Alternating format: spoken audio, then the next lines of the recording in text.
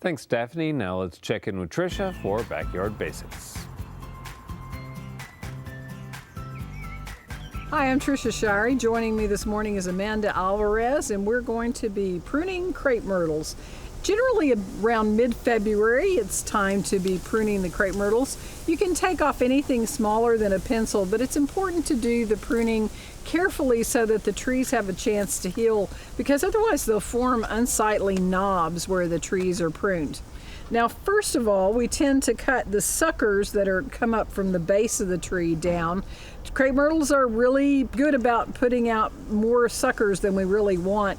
I typically will choose 3, 5, or maybe even 7 trunks for a very large crepe myrtle tree, and then prune everything else away. If you've lost a trunk or have a trunk that's damaged, you might want to select a sucker that's in the proper position and leave that so that you'll have another trunk later on. I like to take off everything that I can get off with my pruning shears first. And we're cutting right next to the branch collar, but not too deep into the branch collar, because that way the tree can form a nice scar over and you can get the wound to heal very quickly.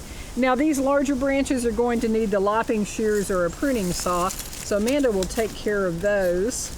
These branches that are growing toward the center are going to cut down on air circulation, and crepe myrtles are famous for having powdery mildew, so having a really nice open structure will prevent powdery mildew problems. So she's sawing this one close to the branch collar so that it can form a nice scar and heal over and not form too much of a knob. Crepe myrtles, when they're pruned properly, will end up with a very, very nice smooth trunk, and they're just as attractive when they don't have leaves if you prune them properly.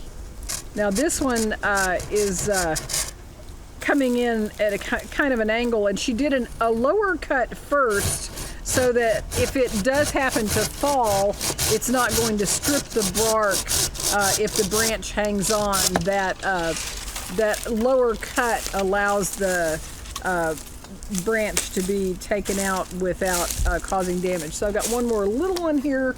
Sometimes you'll see people have pruned their crepe myrtle trees all to one height, and that does provide a lot of blooms in the summer, but then in the winter they form these really ghastly looking knobs on the ends of the trunk, and they're just not attractive in the winter months. We like to prune them so that they end up with a very nice shape and they look attractive all year.